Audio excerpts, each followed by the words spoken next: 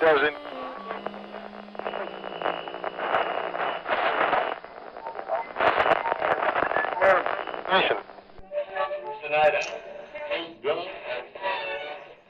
Coming to you from our studios in New York City, the WESU Radio Network brings you an old-time radio play. My name is Jeff Schnabel, chair of ESU's Region 6 branches, and I want to welcome everyone who has tuned in tonight to hear an original ESU Centennial Radio Play mystery comedy. This special event is part of ESU's ongoing Centennial Celebrations that will continue into 2021 and beyond. Our hosts for tonight's radio play are the Region 6 branches: Cincinnati, Cleveland, Indianapolis, Kansas City, Kentucky, and St. Louis.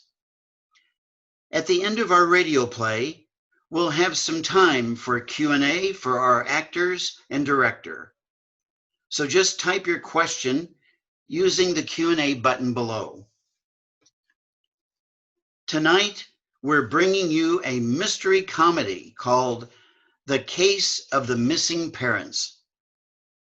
Now, put on your flannel PJs and your bunny slippers, let the dog out, close your eyes, sit back and sip your favorite cup of tea or joe, and gather around the radio. Our radio play mystery comedy begins now.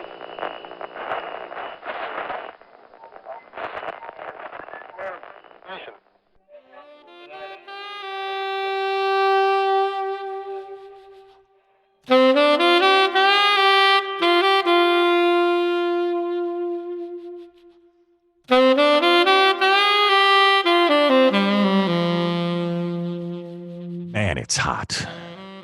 It's about the only thing I had energy to say out loud as I ran my fingers through the thick shock of blonde hair on my head. I was sitting in front of the broken air conditioner stuffed haphazardly into my second-floor office window. The upper half of the window had the stick-on letters slowly peeling in the unusual heat of a Kansas City October. They announced to the world that these were the offices of Brickhouse and Associates. Outside, the streets of Midtown baked in an afternoon sun that was hotter than a gas grill with both jets stuck on high. In fact, the only thing that kept the cool breeze from giving the town some relief was its complete and total absence. As I flexed my shoulders and admired myself in the nearby mirror, I reflected on the events of my career, as well as my deep blue eyes and winning smile. Okay. So maybe I actually looked more like a seedy version of Humphrey Bogart, but I had to find some illusion of adequacy right now. There on my desk was a certified mail envelope and the eviction notice that had recently been inside. They looked back at me like a wife holding her overdrawn checkbook for her husband to see. In other words, they accused me of failure, an accusation that was all too accurate. I sighed deeply like a bald tire losing the last bit of air. All gone. I moaned like a ghost who just had a wrecking ball pass through its body on the way to demolish its haunted house. All gone. What's gone, Dirk? Said the voice on the other side of the partition.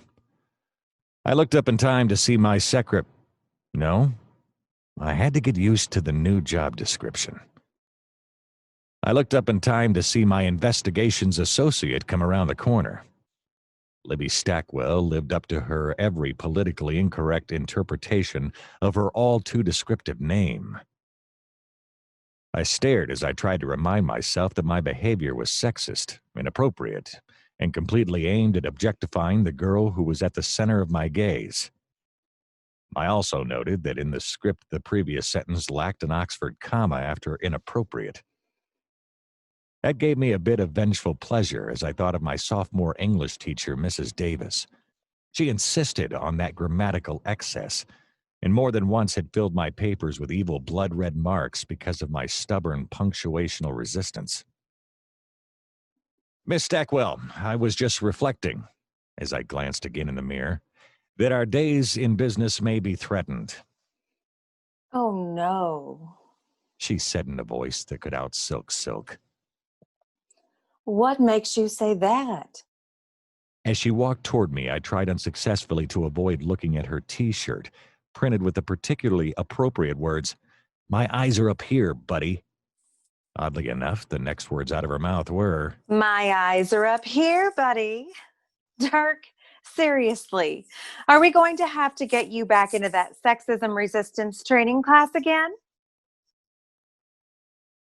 I tore my eyes away from the now off-limits visual in front of me and concentrated once again on the pavement outside.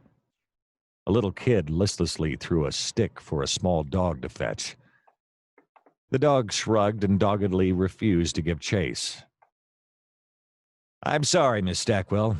I'll be happy to enroll in the class for the 4th time, but we have bigger problems right now. Look." I handed her the letter. She took it in with one comprehensive Evelyn Wood-inspired glance. Oh, no. She gasped. "Oh, yes," I re-gasped. Well, what will we do? She gasped in response to my re-gasp. "I don't know," I whispered, hoping to catch my breath after all that gasping. "They're going to kick us out within the week." Oh, please, Dirk. You have to think of something. She whispered back in a voice that opened bedroom doors for 3 city blocks. "I can't think," I said, distracted by the description of her whisper. "Thinking is a skill I definitely lack while I go into shock," It's unbelievable. gasped Miss Stackwell. "I know," I stated, firmly, avoiding the temptation to begin another gasping session. I hoped that Miss Stackwell had experienced her last gasp. "If something doesn't happen very soon, we'll be out on the sidewalk trying to convince that dog to chase one of my embossed rulers. By the way, do you want a couple to take home with you?" I opened the first of 10 large boxes stacked by the wall. No, Dirk. She said in a decidedly non-gasping voice. I took a box to just about every school in town last week. Whatever possessed you to order 3 dozen boxes of rulers anyway? "I don't know. I just thought I'd inch my way forward until I got my foot in the door of paying clients." Dirk, I think you have to face the fact that you just didn't measure up to a career as a detective. I thought bitterly about how I hated it when she came up with a better pun than I did. "I know, Miss Stackwell, I know. The water meter of my time as a private eye is about to grind to a halt." Even as I said it, I realized that only a charitable person would view that statement as the least bit witty or evocative. Dirk, that was not the least bit witty or evocative. Said Miss Stackwell in a clearly uncharitable tone. I marveled at the accuracy of her literary criticism and clear grasp of the state of my affairs, but became confused and flustered when I thought of the other meaning of affairs. Dirk, you look confused and flustered. Purred Miss Stackwell, gently patting my hand with hers. "I'm sorry if I do," I admitted. "But listening to your excellent analysis of my substandard verbiage has made me realize something very important." Something like how much you need me and that I should get a raise in salary? She suggested in a low and suggestive tone. "Yes, exactly that," I lied while desperately trying to remember the admonition on her T-shirt.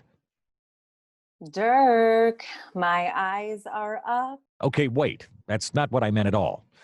I meant that if a client doesn't come through that door right now saying she needs my help, or else her goose is cooked. Well then, our geese, will be cooked, indeed. At that moment, the door to the office burst open, and in strode a flustered and seemingly distraught young woman. She spoke quickly and without a trace of irony. I need your help, or my goose is cooked. Libby Stackwell and I exchanged glances, both of which were properly focused on the eyes of the other person for once. We turned our attention back to the prim young woman as she suddenly dissolved into tears that threatened to stain her eggshell white skirt, navy blue blazer, and lavender blouse beneath it. I marveled at the fact I noticed these minor details, and that I had once again avoided an Oxford comma. Take that, Mrs. Davis. Libby swung immediately into action, offering a full box of Puff's tissues to the nearly hysterical creature in front of us. Now, you stop that right now. Just sit down and tell us all about the goose that you don't want to have cooked. The young woman took a tissue and blew her nose with a sound that would have made a goose sit up and take notice, even if it were cooked. I know just what might help. How about some gin? The young woman sank into the old lumpy couch along the wall. No, thanks. I hate card games. Trying to hide an irritated look back at the young woman, I gave up on the idea of fetching a drink for the two of them and, more importantly, me. Well, I'll let you two get down to it. I have plenty of work to do, trying to make it look like I have work to do. Is there anything else I can get you, miss? She paused, hinting broadly that the author had waited far too long to give the young woman a name. Bradley. Myra Bradley. No, I'm fine. Thanks. Well, Myra, I'll be right back with the bill. Oh, I'm sorry. I mean contract, specifying what service we provide and how much, or rather, how we conduct an investigation. She smiled weakly as I tried to wave her off with not quite the same desperation of an aircraft carrier flight deck officer signaling a rapidly descending wobbly F-15 with a full bomb load. She turned and disappeared behind the partition. Meanwhile, convinced that I was on the wrong side of the partition, I regarded Myra with a long and thoughtful look. I wonder what I'm going to have for dinner, I thought. Something simple and light. And then maybe I'll head out to the park and watch a ball game. That always relaxes me. And I need to be relaxed if this Myra is going to dump a tough case. Speaking of cases, I better replace that bookcase I broke last week. Myra broke in on my thoughtfulness. You probably have 1,000 things on your mind right now, Mr. Brickhouse, but I need your attention. What do you know about 100th anniversaries? Well, about the only thing I know is that if you got married when you were 2 years old, you might have a 10% chance of celebrating one. Mr. Brickhouse, I'm not talking about a wedding anniversary. I'm talking about a celebration of a famous event in history. Oh, I answered, the balloon of my ego slowly deflating. Why are you making that strange whistling sound, Mr. Brickhouse? I asked you a question. I waited for the whistle to subside. Well, I know the 100th is a special occasion and people might want to celebrate. Yes, that's correct. Do you know of any anniversaries that are being celebrated right now? I felt like I was back in the 4th grade in the crosshairs of Mrs. Guntweiler again. She had that maddening habit of never giving an answer, but instead interrogating you until you arrived at it yourself, or were carted off to the counselors for mental health treatment. Why are you asking me these questions? I'm sorry, Mr. Brickhouse. Just an old teacher trick to help a student find the answer himself. I used it many times before I became a lawyer. I've encountered it many times before, too, I muttered, trying desperately to erase the memory from my mind. Well, here's the real problem. My parents disappeared 4 days ago. I haven't heard anything from them. I've gone to the police, but they just said maybe they wanted to go off and do their own thing for a while. But that's not like them. I shook off my disappointment. I had hoped for a different kind of challenge, not another missing parents case. My last one had turned out to be exceptionally simple to solve after I sent Libby, to snoop around the parents' home. They had immediately answered the door when she rang the bell. It turned out that they just did not want to see their nagging daughter and would hide in the storm cellar whenever she came over. Have you gone to their home, searched the house, every room? I asked hopefully. Yes, I have. And then I found this. She withdrew a postcard from her purse with a melodramatic flourish. What is that? I asked with an equally melodramatic but fairly pointless flourish. It's a postcard. Well, I can see that. And what does it say? I was beginning to like this game, although the music was starting to give me a headache. Dearest Myra, we are attending a most glorious celebration. How perfectly marvelous it is to be able to mark this 100th anniversary. We are so looking forward to seeing our friends from Cincinnati, Cleveland, Indianapolis, Kentucky, and St. Louis. Momsy and Popsy.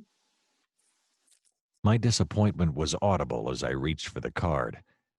May I see it? I hear the disappointment in your voice, Mr. Brickhouse, said Myra as she handed the card to me. Oh, sorry. No, it's just, well, my breakfast didn't agree with me. I see. Yeah, I wanted it to be delicious, and it stubbornly refused to be. I imagined a mental rim shot to follow the punchline of the joke. It was completely lost on my client. Well, that aside, Mr. Brickhouse, will you take the case to find my parents? I once again conceded sense of humor defeat as I said, Yes, I'll help you find them, Thank you. said the straight-faced young woman across from me. At that moment, Libby returned to my side with the papers for Myra to sign. She spoke up in her best impression of an efficient assistant. Now, Miss Bradley, our standard fee is $2,500, and I just need you to initial and sign these papers for us.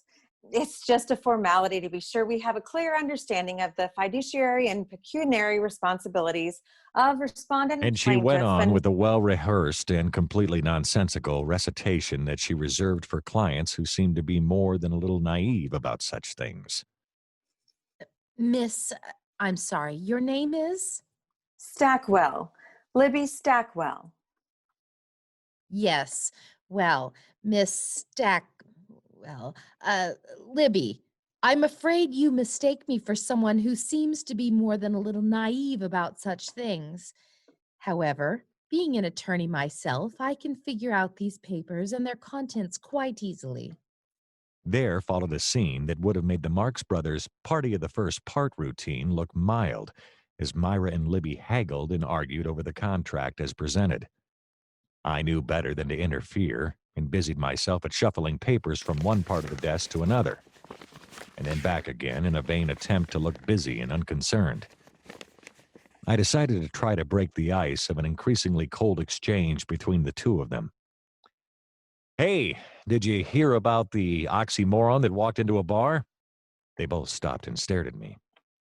Yeah, the silence was deafening, as was the momentary silence that followed my attempt at humor. Surprisingly, Myra responded with, A non sequitur walks into a bar. In a strong wind, even turkeys can fly. Not to be outdone, Libby immediately responded. Papyrus and Comic Sans walk into a bar. The bartender says, "Get out, we don't serve your type." Oh, yeah? Well, a synonym strolls into a tavern. Myra clearly knew her English grammar. I can top that.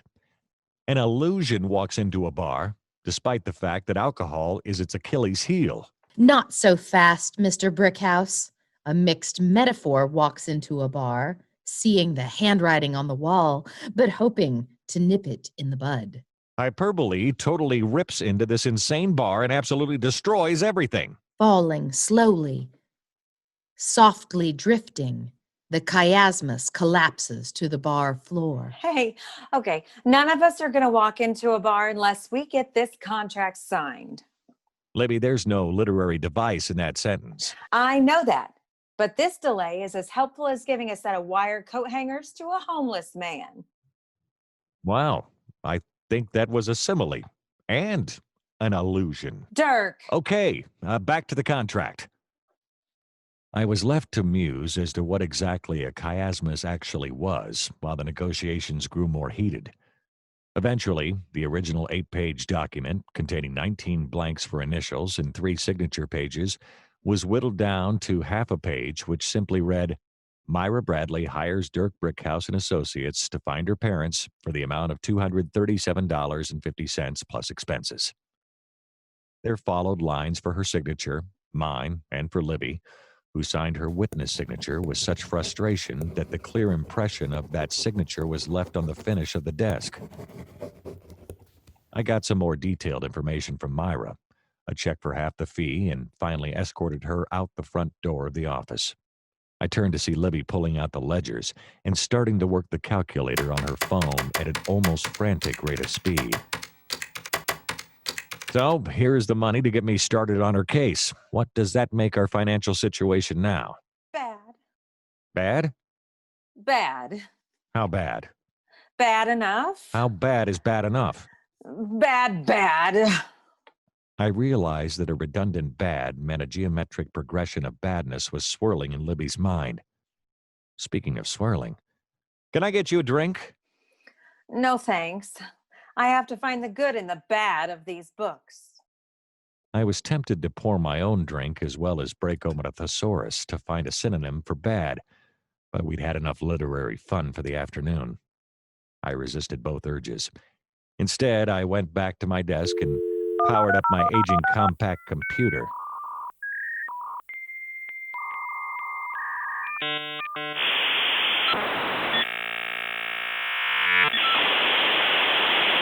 I was going to search for events that occurred in 1920.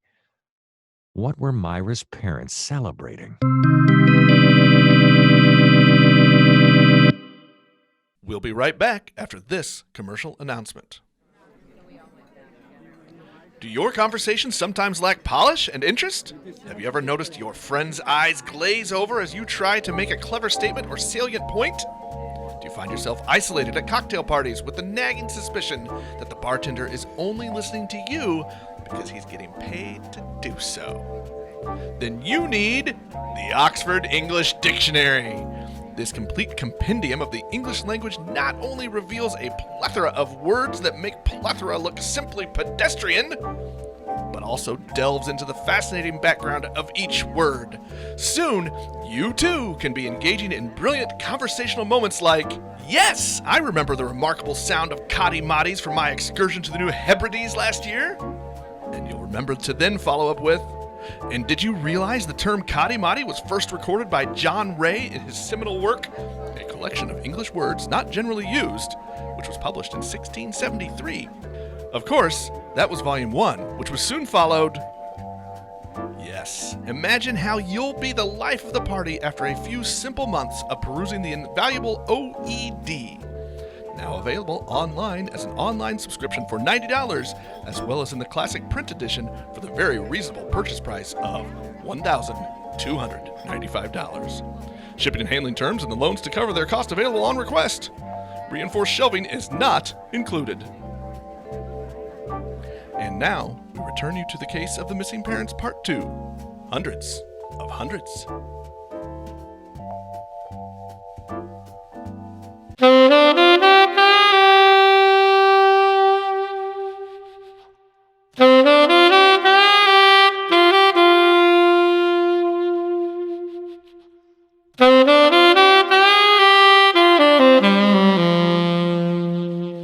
I threw up my hands in frustration.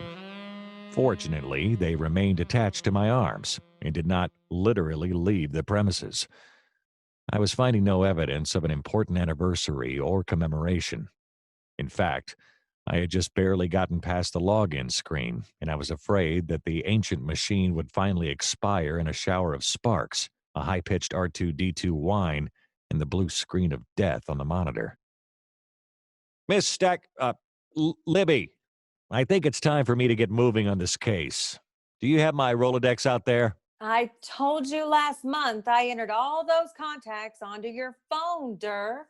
Libby sounded more annoyed than a cat chasing a laser pointer. Oh, right, I mumbled as I fished out the phone.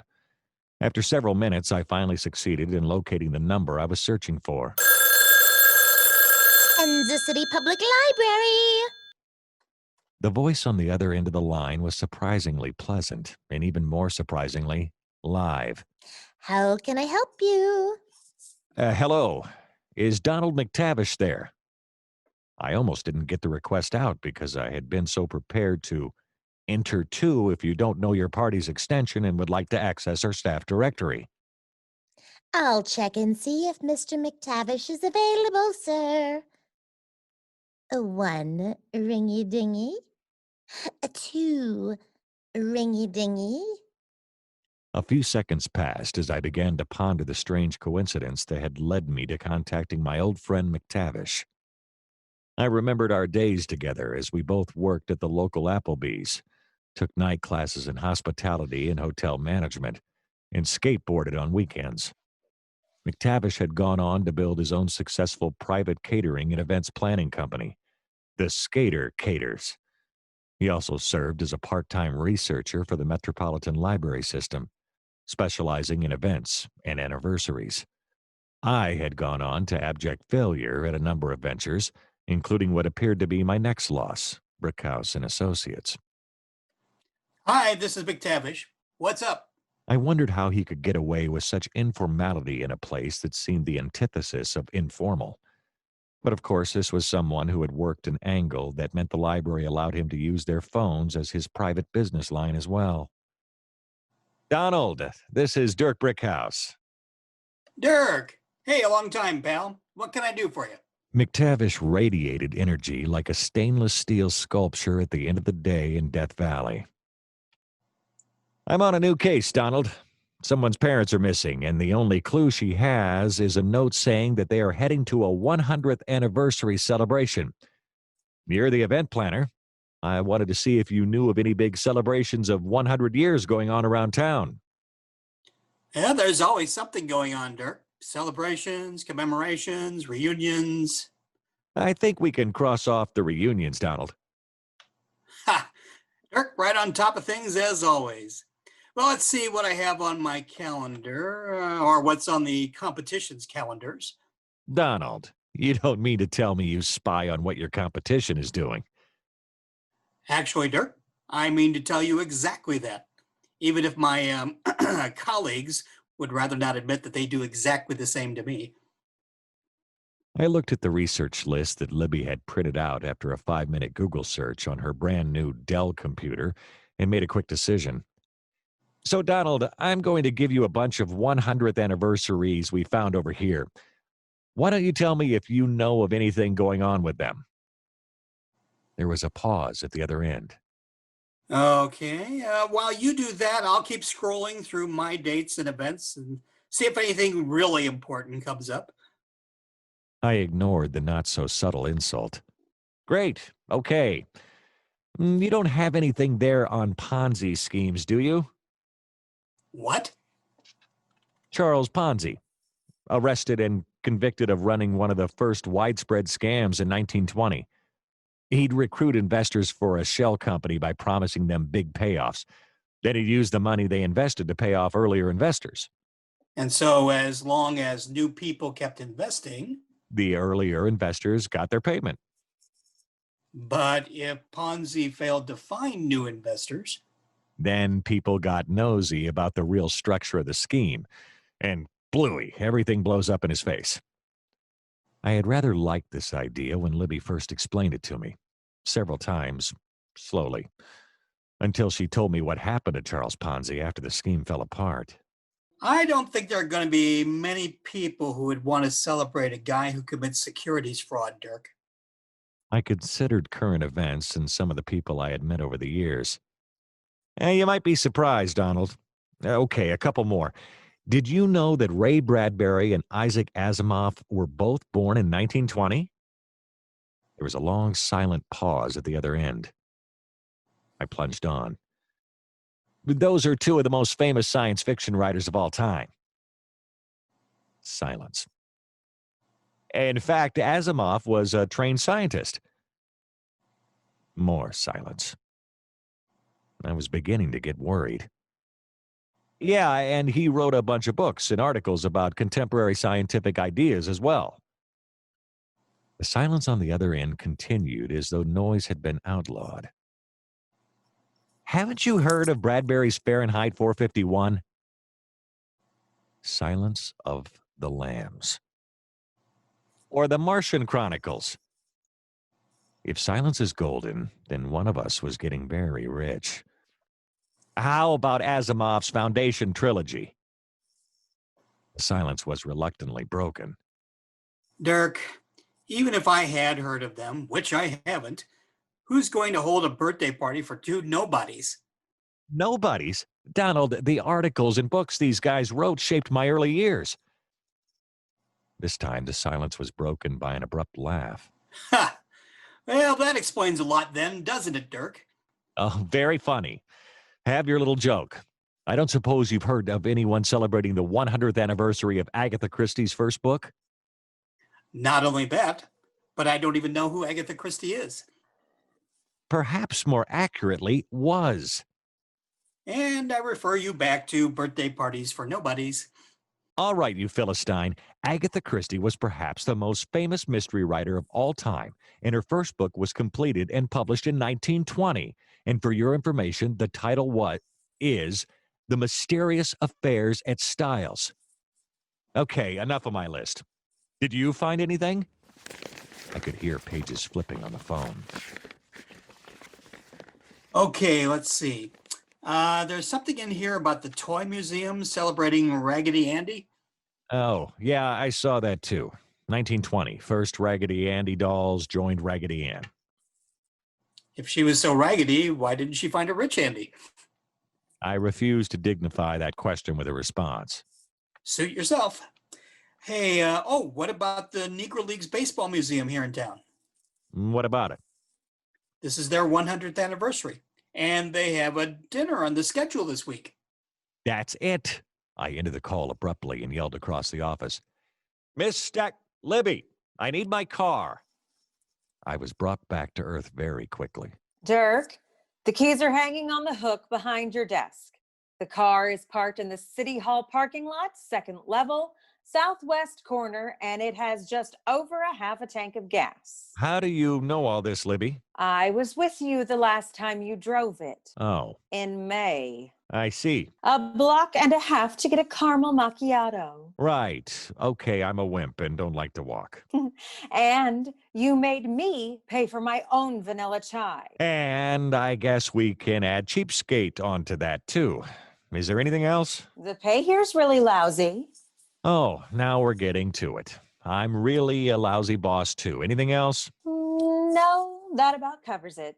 So, get your own car, and you better have an iced vanilla chai in your hand when you walk back in the door.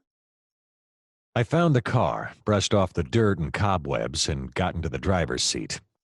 I turned the key and heard a grinding sound that began as a long, painfully slow growl, but then sped up to a not quite as long and not quite as painful growl. An hour later, I was sitting in the car outside the museum. I'd had a great conversation with Mr. Kendrick, the president of the museum. Met a bunch of baseball players from the Cleveland Indians. Heard all kinds of fascinating stories about Satchel Paige, Cool Papa Bell, and Josh Gibson. I was wearing a 1942 KC Monarchs cap. I had a bag full of patches from the Indianapolis ABCs, Louisville Blackcaps, Cincinnati Tigers, St. Louis Stars, and Cleveland Buckeyes. I also had a Buck O'Neill bobblehead that sang "Take Me Out to the Ball Game."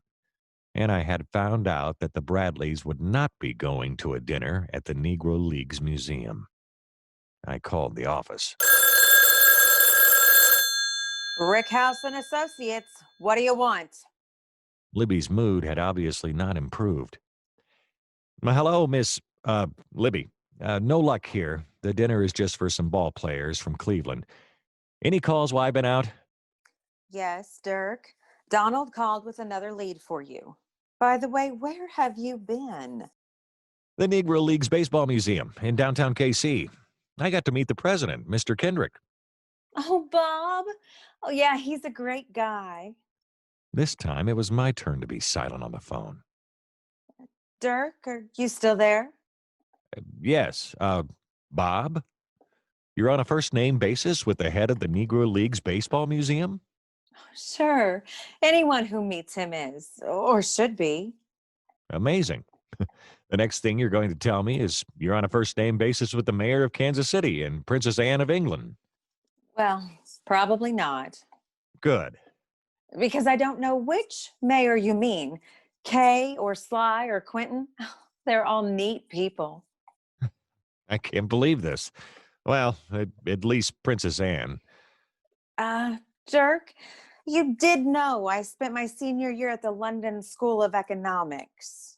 Oh, forget it. I don't want to hear about it. Are there any messages for me or new leads? Well, I followed up on a couple. No one is having a Palmer Raids revel. What were they? I asked, feeling ever more isolated and ignorant. A series of police raids aimed at finding communists. Really? I asked, stifling a yawn, only slightly exaggerated for effect.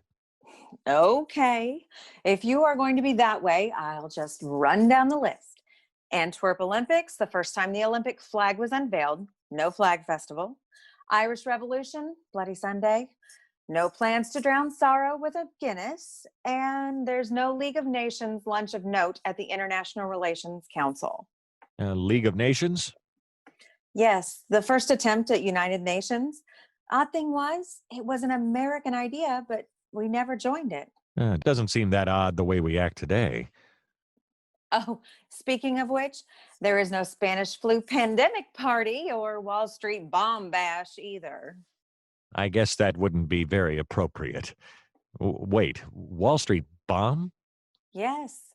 September 1920, 38 people killed. People thought that anarchists were trying to kill J.P. Morgan. They never found out who did it. Oh, and that brings me to Donald's idea. He thought he knew where the Bradleys may have been going. He said he'd give you a clue. Not for the first time did I wish that Donald's games were limited to Candyland and Monopoly. Are you ready? He told me to ask you, have you got your copy of the U.S. Constitution handy? No, duh. Well, as always, Dirk, I do. I'll go get it. I fumbled with the patches from the other city's teams while I waited. Something about them reminded me of... Okay, I've got it. Good. Now what did Donald say next? He said to look at the amendments. Of course. Were there any ratified in 1920? I heard the rustling of pages over the phone. Yes, Dirk. The 19th Amendment was ratified in August of 1920. And what does the 19th do? It gave women the right to vote. So we need to find a commemoration of that event. And I bet we will find the Bradleys there. Quick, look to see if there are any dinners or events celebrating the 19th Amendment. I'm headed back to the office now. We're going to solve this mystery yet. Stay tuned for part 3 of The Mystery of the Missing Parents, right after this public service announcement.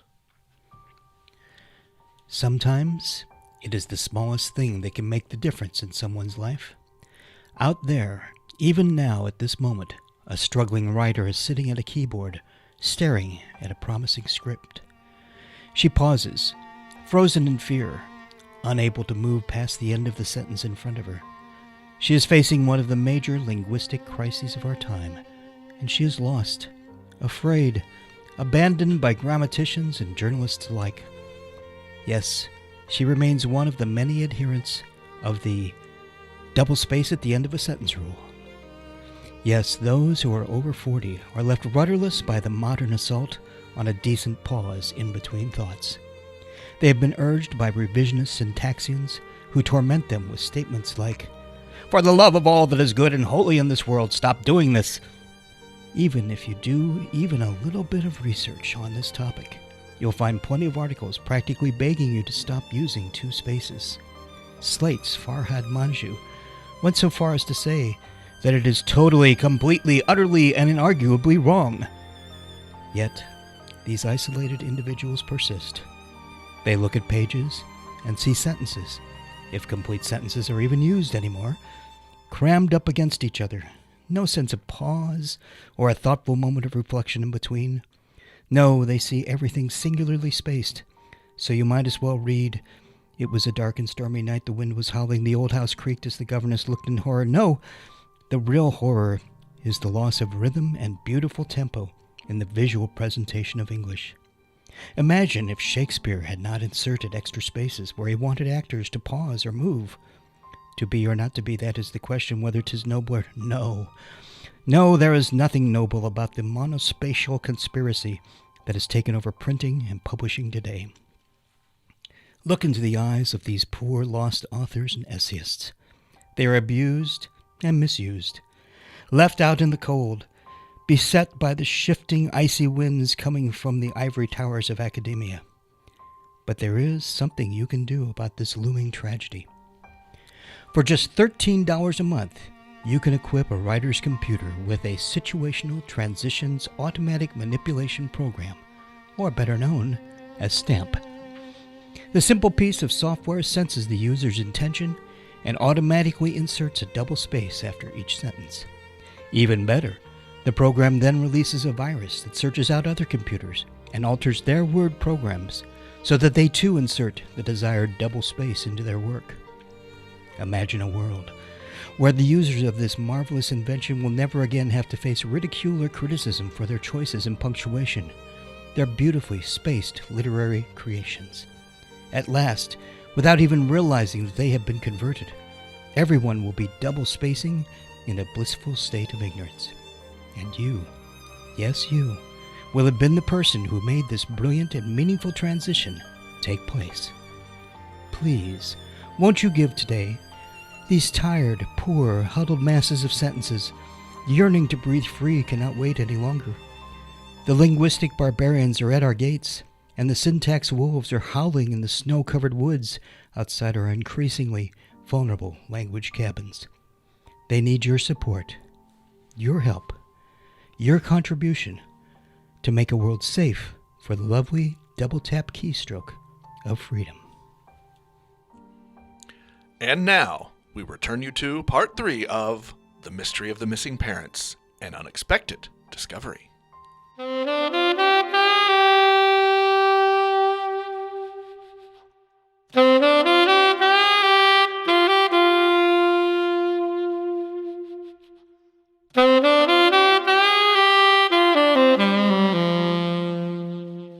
As I sauntered into the office, I set an iced vanilla chai on her desk and said, "Libby, before you say anything else, like thanks for remembering the iced chai, I just want you to know there's no need to shower me with effusive praise. It was just some basic deductive activity. I don't mean to brag, but..." I looked at her face. This was not a look of a victorious investigations associate. Dirk, it doesn't work. Libby's voice brought me crashing back to earth. I just checked the community calendar. All the celebrations for the 19th Amendment were back in August. My shoulders slumped faster than an ice cream cone in a California wildfire. Thanks a lot, Donald. I'm sorry. It was a nice try, though. I dejectedly tossed the bag of patches onto her desk. What are these? Patches from Negro League baseball teams in a bunch of cities. She dumped out the bag and looked at the patches. Dirk, there's something about... But I had already started trudging toward my desk. Libby stood up and followed me.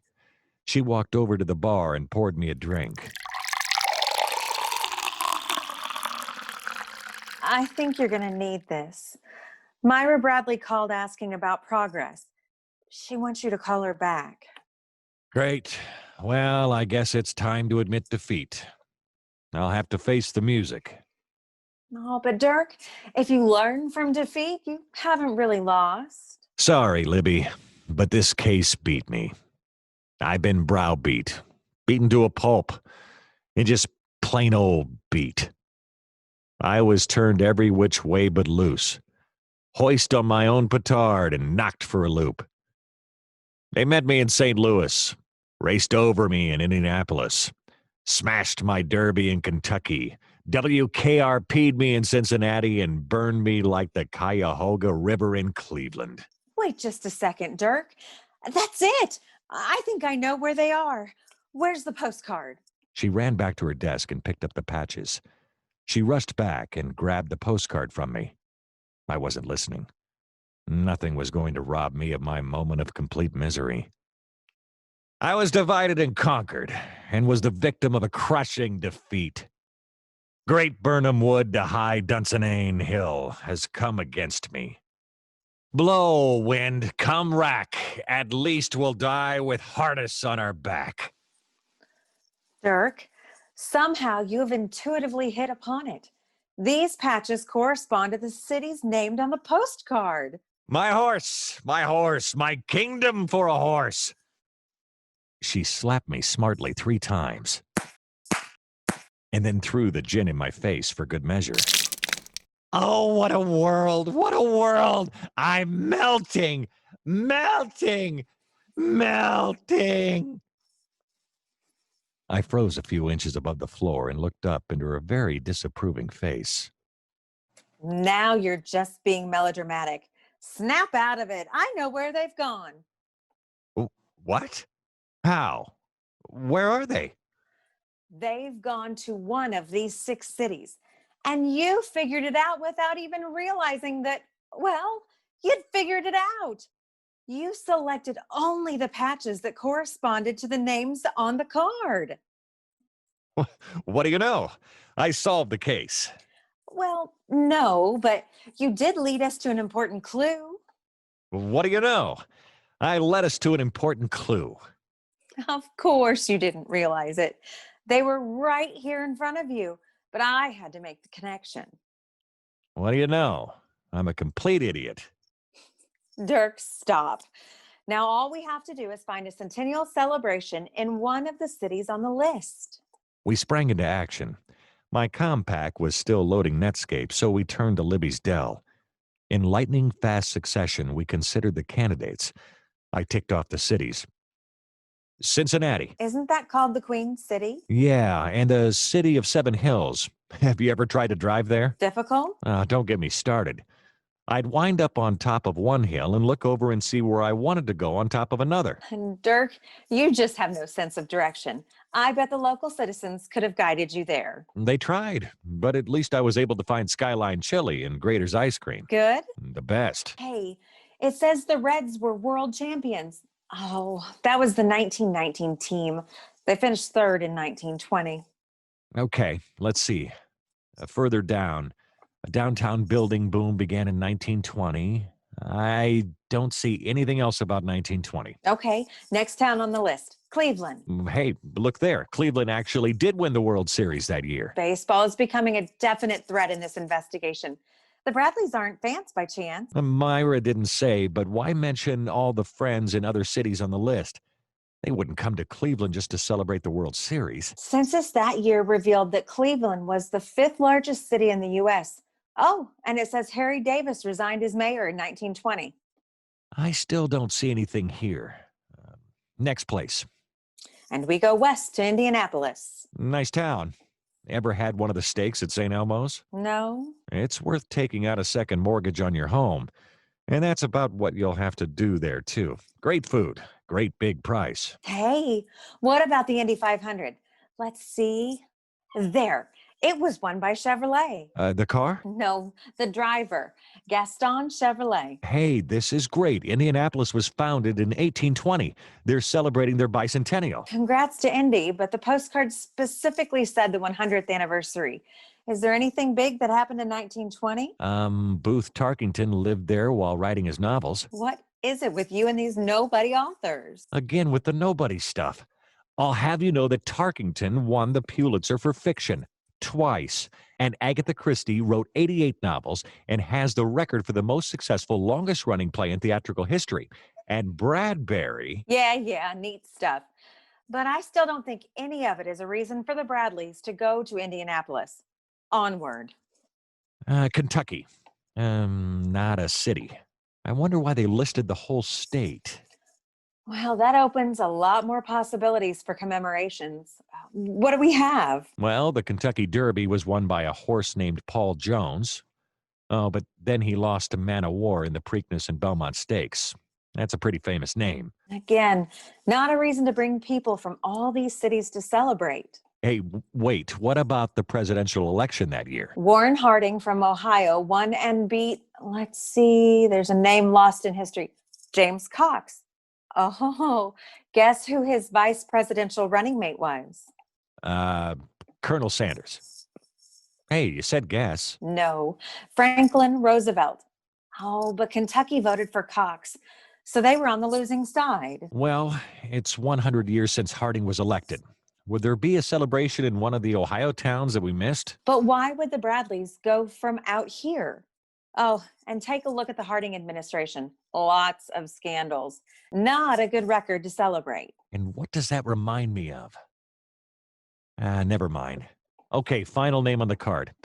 St. Louis. Well, a big thriving city in 1920, but nothing is really happening specifically in 1920. They were expanding and improving the St. Louis Zoo. That's a cool place. One of the last free zoos, and really has been upgraded the last few years. Oh, look here. It was the second season of the Muni. What's the Muni? Municipal Opera. It actually is a big outdoor musical theater venue. Hey, did you know that they reserve about 1,500 free seats for anyone to sit in at each performance? How do you know all this? Well, I grew up in St. Louis. And if I say 1985? That jerk of an umpire cost us the series. Oh, as a native Kansas Cityan, I couldn't pass that up. Okay, well, that's it. We've exhausted all the possible cities and nothing jumps out at us. I knew it. I'm doomed. I'll have to call Myra Bradley and admit defeat. I don't get it, Dirk. Something ties this all together. Let's review. What is it that creates this union? Well, we were speaking with Myra, and she really liked all the jokes that made fun of English teachers. No, that doesn't give me enough information. Keep talking.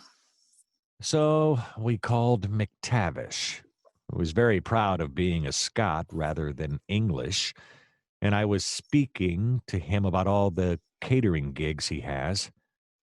I wonder if he has to pay union scale. Still nothing. Okay, I was looking for the union of ideas by going to the Negro Leagues Museum, where I ended up speaking with Mr. Kendrick.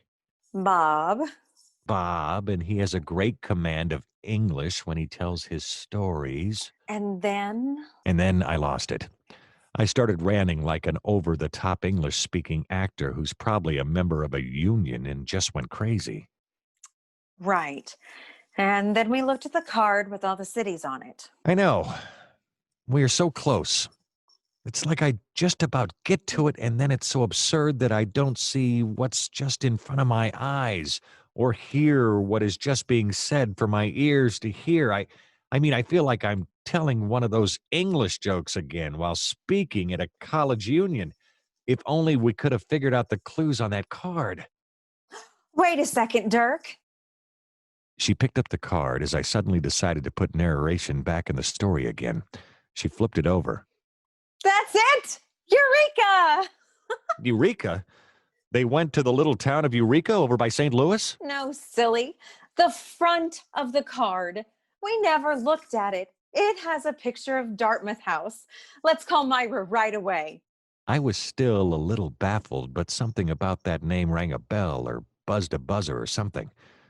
Oh, enough of these English-speaking games running through the union of my mind. I still couldn't figure it out. I got Myra on the phone and put it on speaker mode. Myra, Libby thinks we have figured out where your parents are. Yes, Myra, when we started making the jokes about literary devices, you joined right in, didn't you? Oh, sure. We always had fun with those at home. Like this one. The bar was walked into by the passive voice. We always enjoyed a good laugh at that one, I can tell you. Yes, that is wonderful, Myra. But what I want to ask is, where did you learn the appreciation of those jokes? Well, from my parents. And where did they pick up all those jokes? Oh, I don't know. They always seem to come home with more of them after their meetings. Myra, what were those meetings? It suddenly hit me like a ton of bricks, which I suddenly realized was a perfectly acceptable simile for the situation. Why, Libby, they went to meetings of the English-speaking union. And that is where your parents have gone. They are in New York to celebrate the founding of the English-speaking union in the United States, which just happened to be in 1920. Of course that's what they meant, but how did you figure it out? Well, the picture side of the postcard has Dartmouth House on the front, Yes, and a quote from Sir Evelyn Wrench on the back. and? Wrench was the founder of the English-speaking union, and Dartmouth House is the world headquarters in London. And suddenly I chipped in the rest. And a group of Americans working with Wrench brought the organization to the United States in 1920. Libby looked at me in astonishment.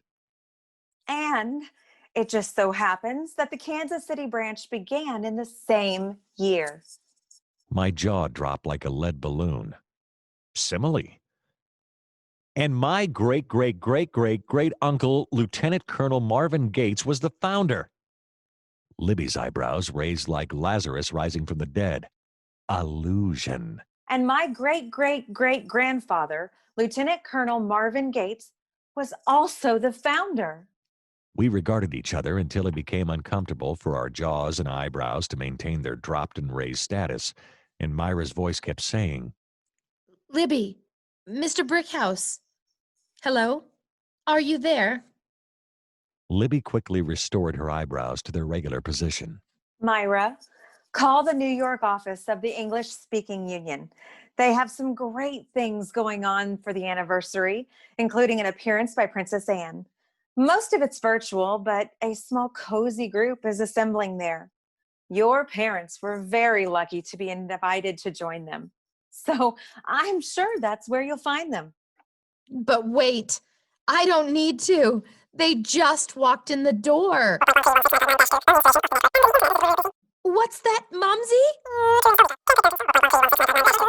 You hadn't realized the event was now almost all virtual. So you just came back home. And now you are just going to join other members online. Libby, now they're saying something about some kind of silly mystery play being performed. But thank you for all the work you've put in figuring out the mystery. And as soon as my jaw had been reeled in from the floor, I added, and expect the invoice for the rest of the payment of our fee to show up on your phone tonight. Oh, thank you. This thank you was noticeably less enthusiastic, but Myra's voice quickly recovered its excitement. Yes, thank you. Because you solved the case so quickly, I'm going to add a generous bonus. Oh, wait, just a second. Momsy and Popsy say they'll contribute too for all the trouble they've caused. She hung up. Libby and I still were staring at each other. She picked up the postcard from the Bradleys from my desk and read it aloud. We should have seen it right away. Listen. Dearest Myra, we are attending a most glorious celebration. How perfectly marvelous it is to be able to mark this 100th anniversary. We are so looking forward to seeing our friends from Cincinnati, Cleveland, Indianapolis, Kentucky, and St. Louis, Momsy and Popsy. Don't you see, Dirk? They love the English language, everything they write and say they do with a flourish. Of course, but what I can't get over is the coincidence that we were both related to the founder of the Kansas City branch. Dirk, you're right. We have this connection through the English-speaking union and never realized it.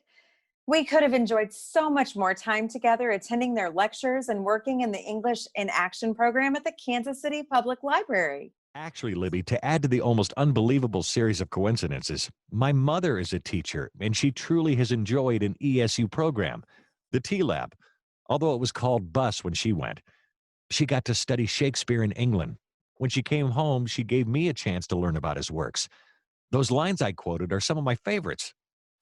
How ironic that is, Dirk. My younger sister actually competed in the ESU Shakespeare competition at her school last year. And did she win? No, she took last place. But even so, it is just another part of this amazing, unexpected, and completely Oxford comma-free denouement.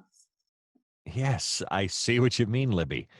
Right here, the ESU has lived up to its goal of bringing people together to make a better world through the English language. I think their mission statement says it a little differently. Oh, that's not the point.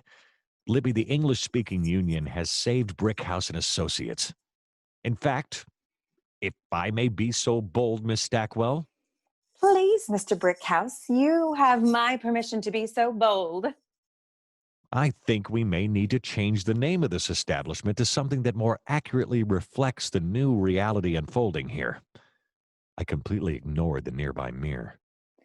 And what might the newly minted name be, good sir? How would you feel about Brickhouse and Family? From her radiant smile, I could tell she approved. I stared admiringly at her, and for the first time, I was looking directly into her eyes.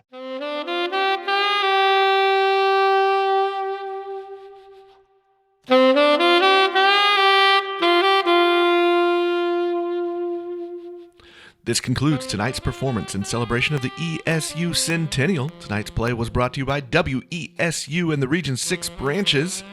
A special thank you to our Region 6 presidents, Suzanne Schweller, Bill Kennedy, Mary Patricia Warneke, Dan Bukovic, Kate Nitskin, and Barbara Lewington. The Case of the Missing Parents featured the acting talents of John Specht, Emily Davenport, Nikki Stanley, and Ben Martin. The play was written and directed by Ben Martin. And this play and live stream event was produced by Ashley Smithson of Simply Smashing Productions and Nick Parker and the Fredcast Podcast Network. Thank you and good night.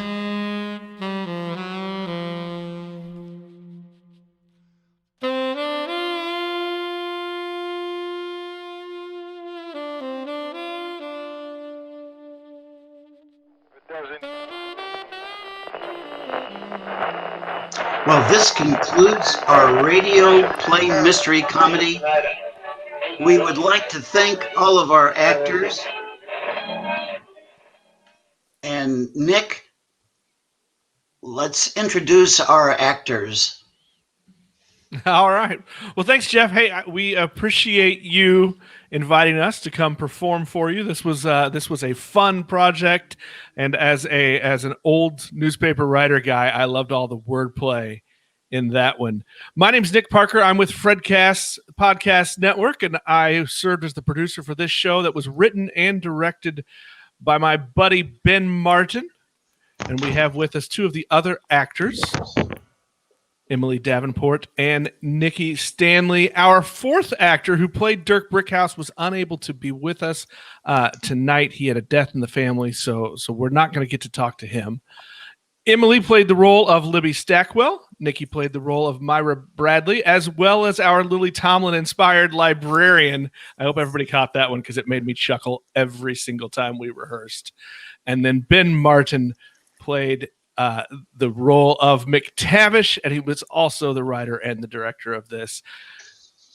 Ben, I want to start out with a little bit of a question for you. I think it's interesting. You are actually an ESU member. So when we got onto this project, you dove right in. What was it like to turn a script around this quickly?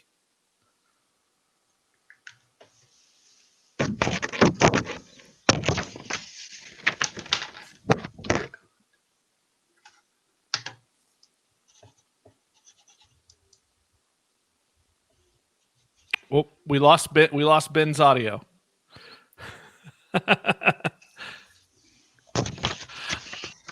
I'm gonna come back. I'm gonna come back to Ben. Emily, Nikki, lucky that this is the second time we've been able to do a show like this. You guys are veteran theater performers, but you're veterans on the stage. What's it like to do a couple now that are just audio acting? It's a whole different world. I feel like I can almost, I don't know that I'm not going to say it's easier because it's not. It's just different. And to just focus on the words and the vocalization and interpreting the words into the character, just to listen is different, because a lot of my acting, as you can see, I talk with my hands, is portrayed in my movements and my facial expressions. And so just to be able to do that with your voice, it's a whole different world. It's very different. Nikki, you will claim to be the method actor. So is it hard for you to dive into a role like this? Well, it wasn't necessarily hard, but so much of what actors do is feed off of the energy of their cast, and so then when you're in a room that's essentially quiet and you kind of got that bit of delay, coming up with new timing, new ways to feed off of each other is kind of interesting. I mean, it was also kind of nice to mute my mic and sit back and be an audience member. You don't get that luxury on stage. You have to kind of stay in the moment. So to just enjoy my fellow thespians, Well, with my ears was fun. I'll give everybody a little bit of behind the scenes look here. So because we had on this performance, we dealt with a COVID exposure. We had dealt with one of our actors had a death in the family. So we never even got to record in the same room. We did all of this over video calls and recordings. Have you done a play before where you've never been able to see the people you're acting from? No, I mean, no. I've done some voiceover work in the past, and you just kind of throw it out there and hope it resonates with somebody. And on a similar note, it's been interesting as an educator teaching. You don't know if people are nodding or being receptive, and so much of what we do is feed off of the audience's energy as well. And so it's been interesting going, well, I hope this hits. I hope this sticks with somebody. And you kind of don't know. So that's been an interesting angle at this whole thing too, not knowing how it resonates. So hopefully it has. Donna Miller throws in a question. She wants to know who was the Foley artist. Ben, do you or I take the blame for that? There were real tissues involved. I will tell you that much. It was a mix of some sound effects that we found and we purchased for the show, as well as some extreme nose blowing from Nikki Stanley. Right, and Emily with the slap. And Emily may or may not have used one of her children to create the slapping sound. I don't know. Allegedly. Ben, if you're back and audio is working now, I kind of want to throw a similar question to you, because you were a theater teacher. You've been a writer, a director, and an actor for a long time. But I'm curious. That's what right. It's like for you to try to control and give direction when no one's standing on a stage and we're all sitting on a couch, an office desk, a table in the kitchen. The last time we did this, we actually had somebody who sat in the kitchen to record her lines. How did you have to adjust for this? Right. Yeah, there's that separation. There is that separation that makes it more difficult. And trying to communicate what I'd like to have the actor do is a little more difficult, because we're just pictures on a screen, and And yeah, I talk with my hands too, and so it's trying to get everybody across to everybody. Well, and we, you and I kind of even would since we had to put this together as a pre-recorded thing, I would make edits and then send it to you and let you listen and then send me back notes. So there was a lot of back and forth to this one. Right. Right. Nikki and Emily, do you guys want to keep doing things like this? Well, I mean, to be honest, it's the most comfortable costume I've ever had. You know, kind of come as you are. That's been convenient. It has. And I was so hungry to be able to do anything theater related that, yes, absolutely. This gives me at least some way to perform. So absolutely. It was neat. It was a cool experience. I second that for sure. Well, here's a question, and I really just want to know who's on my side. I'm going to ask specifically from a section of the play, and this was the public service announcement in between segments 2 and 3. Am I the only one here that's anti-Oxford comma? No, not at all. Sorry, but I am too. I've eliminated it and the double space. That was the point. Still my heart. Ben, that was painful for me to hear that part. The double space has to stay. That's all there is to it. What are the audience members saying? I don't know if I'm seeing any of their comments, but do we have any audience members weighing in on that? I think that's a good question for the audience. Is I want to know your stance on the double space and the Oxford comma, and there is a right answer. That's right. It seems like this would be price for admission right here. You know, like must have an opinion on the Oxford comma. Sure. Definitely. Some real divisive issues here.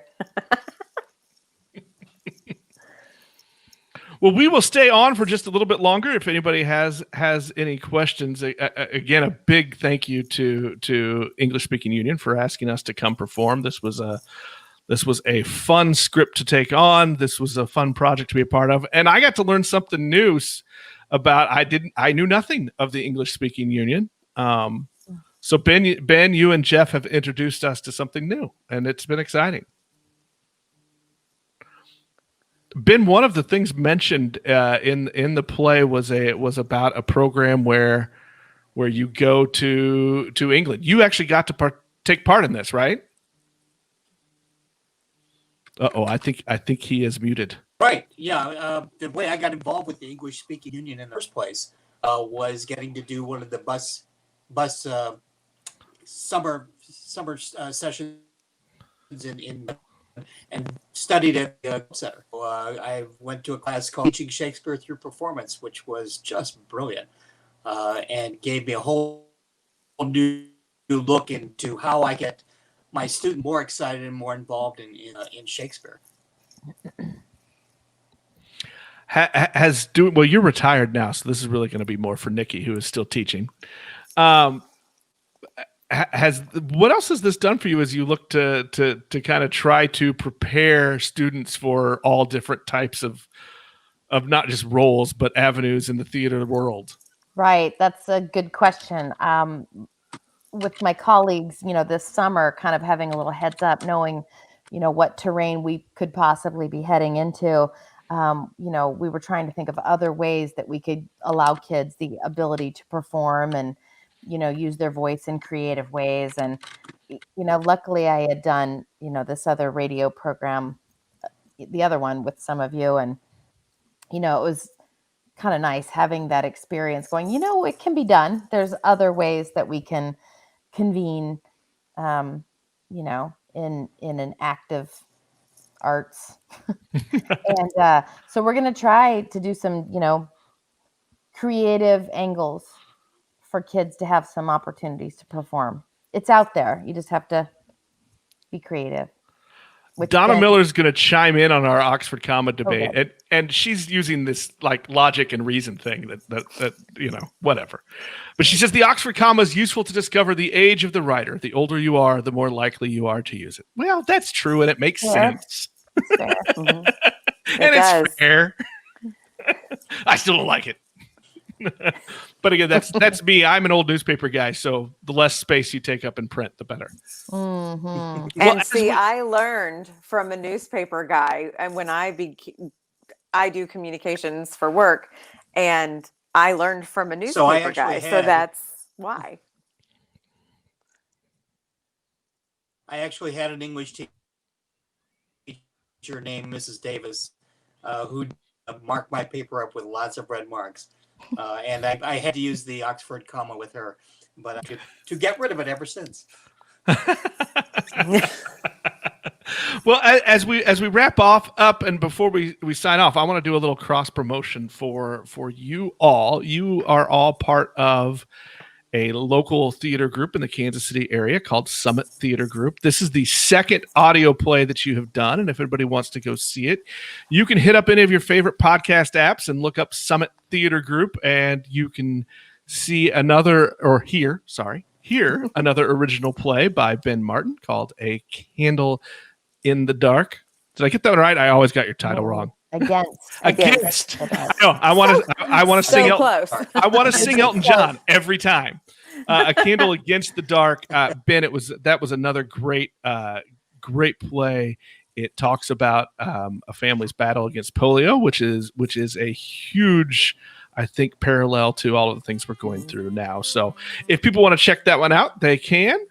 Once again, we'll say a big thank you to Jeff from English Speaking Union and all of you for inviting us to perform. We thank you, and good night.